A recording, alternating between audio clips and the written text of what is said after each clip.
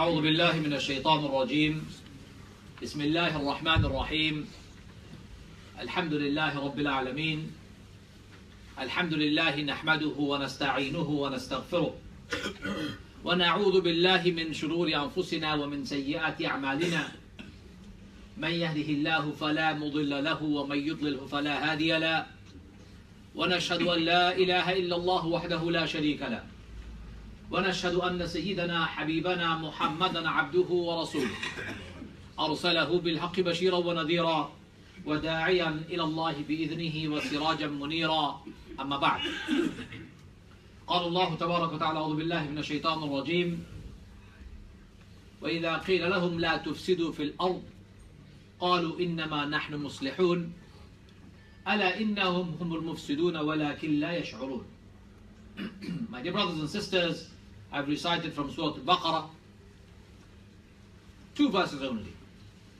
These verses mean the following: and when they're told, do not spread corruption on this earth, they answer, we are but improving things. Or verily, it is they who are spreading corruption, but they perceive it not.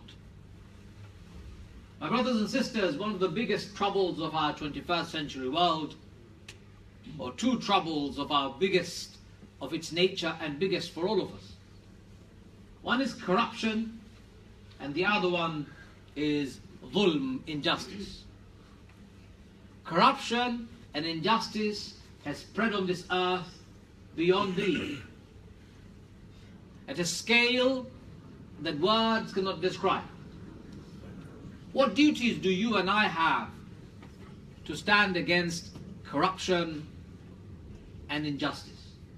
What should we do as people in order to make a difference in the world, in the lives of the world, especially people around? Well, brothers and sisters, we are clear about our duties. However, I believe many Muslims don't practice what they already know, and therefore corruption and injustice prevails. I want to talk about the people of Rohingya today, the people of Burma, Muslims in Arakan, who have been facing persecution, injustice for a very long time. When I was 14, even younger, I think 12, 13, 14, I began reading books about the Muslims of Burma.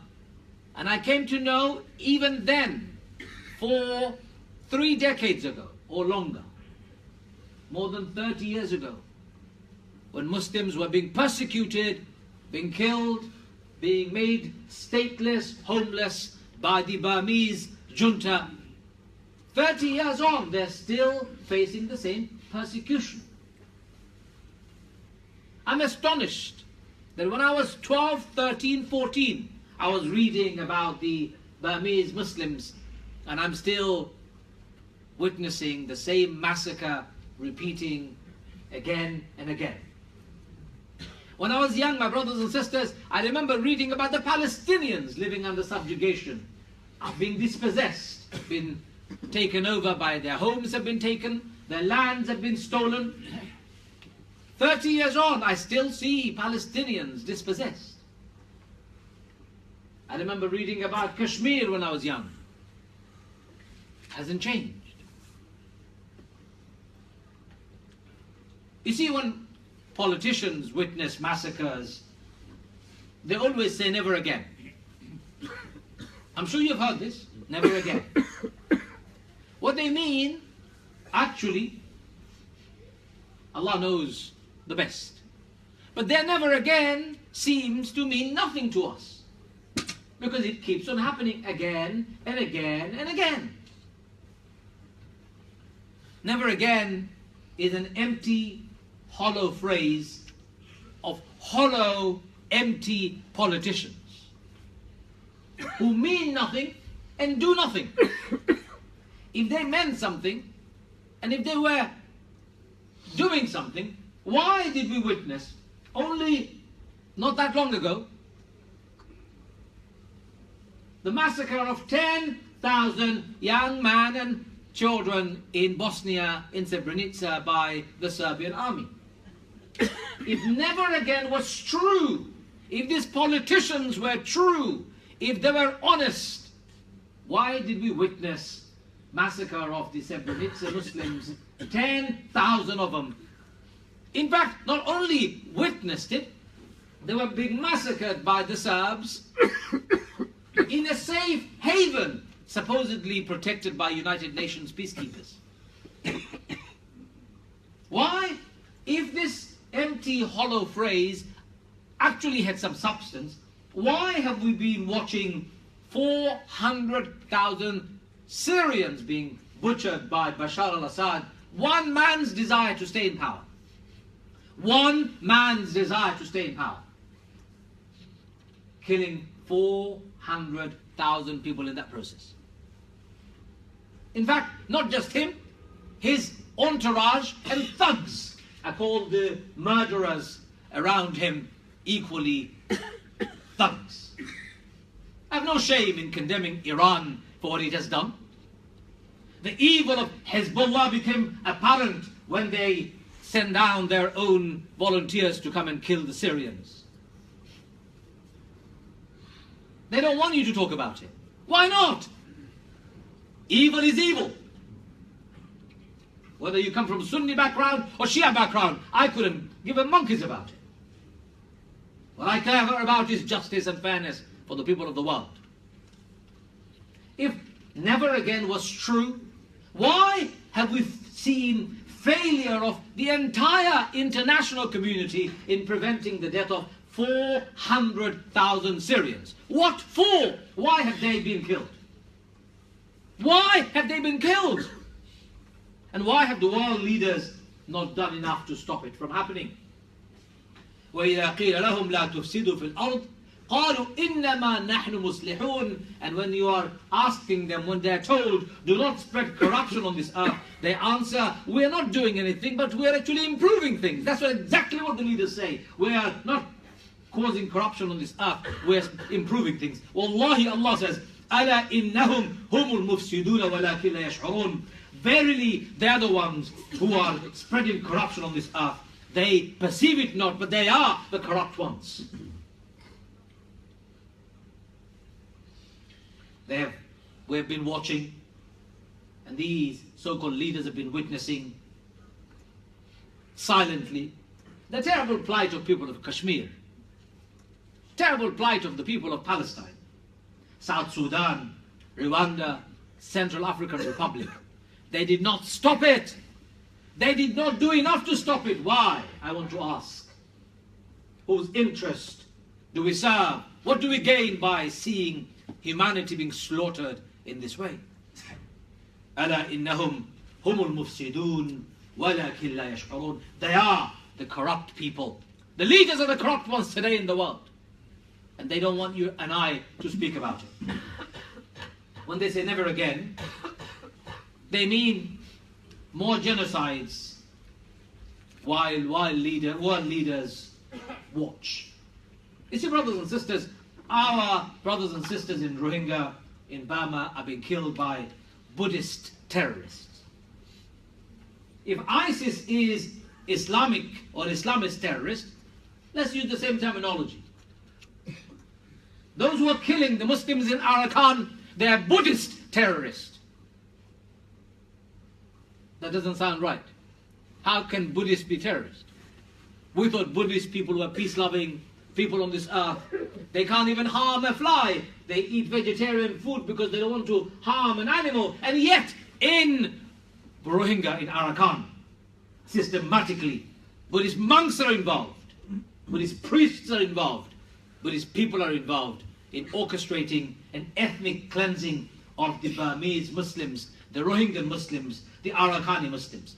They are killing the men, they're burning them alive, they're destroying, they're killing children, they're hacking people to death, and they're leaving their bodies to be eaten away by vultures in the open field. They're gang raping sisters, our sisters, women, and young girls. gang raping them by these terrorists of Burma. How many of you have seen one Buddhist leader, one Buddhist monk come on television to condemn what the Burmese Buddhists are doing? How many have you seen? And yet if one single atrocity was committed by one deranged Muslims, many Muslim leaders would be marched, frog marched into television station, asked to be condemning everything that is going on. In fact, we are asked often to take responsibility when it is not our responsibility. Brothers and sisters, what crime have the Burmese Muslims committed? What did they do wrong? Why are they being killed in this way? When these leaders of the world turn a blind eye and say, never again, you know what? Wallahi, I hope and I pray that I'm wrong. But if it was a Christian group of people, if it was a Christian minority in any country in the world, persecuted in the same way, you would have seen howling and screaming from every corner of the Western world. Every country would have screamed. There would have been United Nations resolution, there would have been United Nations peacekeepers, there would have been military threats, there would have been sanctions. The ambassador would have been sacked and ambassadors would have been recalled. Every country would have taken action. But you know what? It is sad, and I hate to say this. It seems it's okay if the genocide is against the Muslims. It's okay. Ignore them. They're yatims, the orphans. They have no home. They have no power. They have no authority. They have no leaders. They have no champions who can stand up and tell the world, enough is enough. It's okay. They're like a child in a divorced custody. Nobody wants it. It's like a football being kicked around in left, right and center. Well, it's not good enough. We Muslims are human too. Muslims of Arakan are human too. Muslims of Syria are human too. Muslims of Palestine are human too. Muslims of Kashmir are human too. Do not cause fasad on this earth and expect us to turn a blind eye. My brothers and sisters, Muslims have lived in Burma, in Arakan state, for a long time. Since 8th century. From then till 1947, when Constitution of Burma or Union of Burma was proclaimed, and first Burmese citizenship law was passed, guess what? Rohingyans were given citizenship. Muslims were given citizenship in the original constitution, independence of Burma in 1948. 1959, all races were given equal rights. But in 1962, something terrible happened. Army General Ne Win overthrew the government through a military coup. And in 1978, Operation Naga Min was launched. And Rohingya Muslims were targeted, massacred. 250,000 Rohingyans fled their homes and they took shelter in Bangladesh. Brothers and sisters, in 1982, Burma citizenship law was enacted by the illegitimate, despotic, brutal military dictatorship. And at that time, Rohingyans were stripped of their citizenship. 800,000 people, this is official statistics, became stateless, statusless. 800,000 Rohingyans became stateless and statusless. Was there an outcry in the world? No. Did anyone take any action against the Burmese junta? No. And since then, 2012, and now waves upon waves of massacre of the Muslims of Arakan is taking place. And very little is being done to stop it. Very little is being done to stop it, as if people of Burma are not human. In fact, even if there were animals, animal rights groups would be defending them. I am so appalled. I'm so appalled that nothing is being done to stop this from happening. Brothers and sisters, I went to Bangladesh in 2012. And I wanted to go to the Rohingya refugee camps in Bangladesh to see their state. Somehow I managed Bangladeshi government did everything possible to stop me from going. They had security guards outside my hotel room waiting for me so that I don't go. One early morning at Tahajjud prayer time, I escaped. And I arrived at the Rohingya camps. And it was early morning, and what I saw with my own eyes I'll never forget. In the fog of the December winter nights, the cold mist still rising from the earth as the sun is coming up, I could see human being rising from the earth. It was a scary sight. As I went closer and closer, guess what I saw with my own eyes? People were living in holes on the earth. They were burrowing holes like animals, like cats and dogs do, because they have no place to live, even in Bangladesh, living like refugees, living like animals. Their homes were made of plastic sheets that they'd collected from the streets, dustbin bags that they'd collected from the sheets, rugs that people had thrown away, bamboo sticks and broken tree leaves and broken tree branches made their roofs. Most of them lived in squalor condition, in abject poverty, poverty that you and I cannot even imagine. And those people have been suffering for more than 4 decades. And the world leaders have been watching silently, not doing enough to repatriate them back to their own homes, to tell the Burmese junta, enough is enough, stop it right now. Otherwise, we are taking decisive action against you. It is a shame. It is a shame. That's why you are required to know what your duties are. That's why you're required to stand firm against injustice, brutality and corruption. Our religion, Islam, is based on justice and fairness for all people. Anyone treats anybody unjustly, we stand against the zalimin, those who are oppressors. We stand against brutal people and dictators and despots of the world. We do. It's our faith. We should not be shy about what our religion teaches when it comes to justice. Brothers and sisters, people of Rohingya have suffered enough. And we need to do something about it. We need to do something about it together, collectively, as soon as possible. Otherwise, more children will be burnt, more human beings will be killed, and their corpse will be left on the sides of the roads for the vultures to eat. More women will be raped in Burma, and nothing will be done again and again. We will not stand silently and watch this happening. We shall not stand silently and watch this happening. Mark my words. We shall protest. We shall raise our concerns and our voices in every corner of this earth, so that the world knows that we may appear as Muslims, yatim, orphans, but we are not orphans.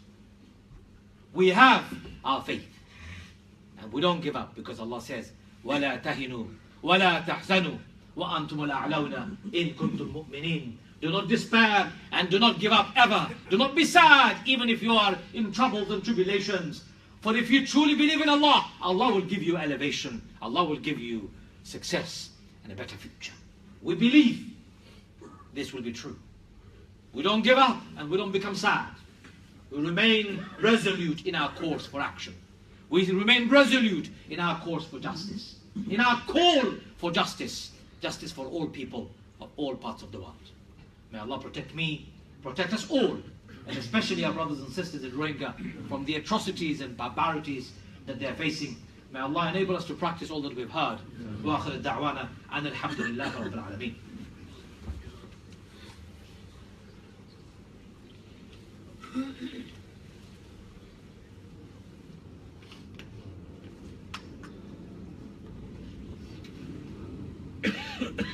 أعوذ بالله من الشيطان الرجيم بسم الله الرحمن الرحيم الحمد لله رب العالمين والصلاة والسلام على محمد وعلى آله وصحبه وسلم. My dear brothers and sisters, Allah says in the Quran, وَلَنَبْلُوَنَّكُمْ بِشَيْءٍ مِّنَ الْخَوْفِ وَالْجُوعِ وَنَقْصٍ مِّنَ الْأَمْوَالِ وَالْأَنفُسِ وَالثَّمَرَاتِ وَبَشِّرِ الصَّابِرِينَ. Allah says in the Quran, we will test you. وَلَنَبْلُوَنَّكُمْ بِشَيْءٍ مِّنَ الْخَوْفِ وَالْجُوعِ, from fear and loss and hunger and loss of your properties and your wealth and your families. We will be tested. أَحَسِبَ النَّاسُ أَن يُتْرَكُوا أَن يَقُولُوا آمَنَّا وَهُمْ لَا يُفْتَنُونَ. You think this is enough for you to say, I believe, and you will not be tested?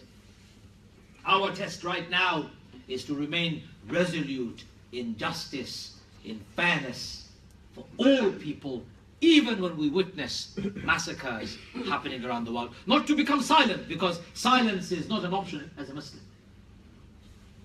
You see, brothers and sisters, Aung San Suu Kyi may become and may have been a darling of the Western world and their leaders. You know Aung San Suu Kyi, don't you? The democracy movement leader of Burma. She was under house arrest for a long time for opposing the military junta. She got Nobel Prize for Peace. You know what?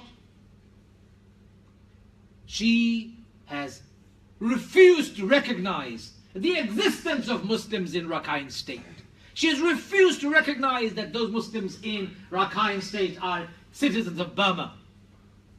She has said nothing against the massacre of the Muslims of Burma. In fact, when Michelle Hussein from BBC was about to interview her, she objected to the interview by saying, off the camera, I didn't know a Muslim was going to interview me. Truly exposing her colour, that she hates Muslims, just like those brutal dictators do in Burma. Just like those Buddhist monks and terrorists do in Burma. I am asking you, and us all together, to collectively rise and call for Aung San Suu Kyi's Nobel Prize to be taken back again. Strip her off her Nobel Prize accolade. She doesn't deserve it.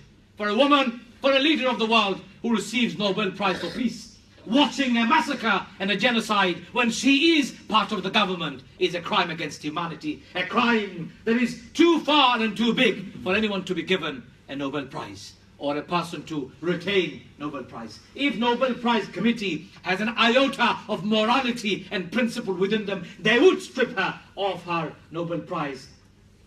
They would. We need to start where it matters most.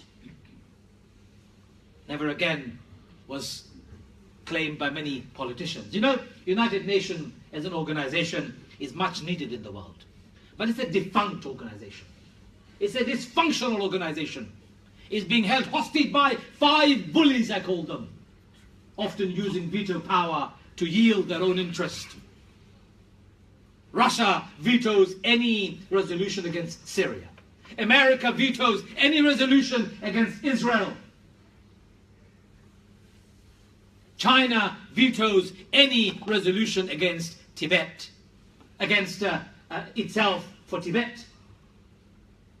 How is that fair? There are 200 or so nations in the world. They don't have equal share and say on United Nations.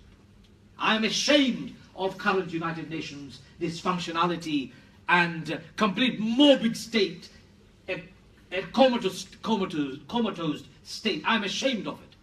We need United Nations because that's the only platform from where nations can interact. Allah says in the Quran, you know, when it comes to good things, join together. Create Hilful Fudul, like Rasulullah created when he was young before prophethood. Hilful Fudul is important, alliance of virtue. وَتَعَاوَنُوا عَلَى الْبِرِّ وَالتَّقْوَى. Join hands together in that which is good. Of course we should.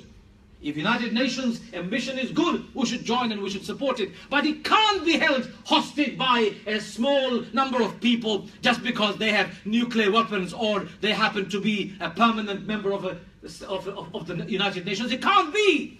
The world has changed. That must change. You see, if United Nations was truly powerful, Burma would not get away with what it is doing today. Bashar al-Assad would not get away with what he is doing today. Israel would not get away with what it has done to the Palestinians. India would not get away what it has done to the Kashmiris. Nobody would get away because there would be an international body of people who would account each nation state. But because it's dysfunctional, people get away with it. Because there are bully boys who support such atrocities in the world silently, they get away with it. And I have no embarrassment, I have no fear of saying the truth for what it is. We need United Nations, but we need a reformed United Nations with equal state of all nations around the table. We need to end the world of dictators and despots. We need to respect human rights of all people. All people. We need to respect lives of all people.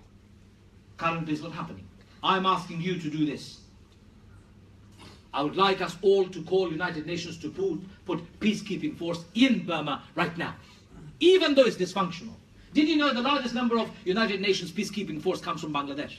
Did you know that? The largest Bangladeshi provides.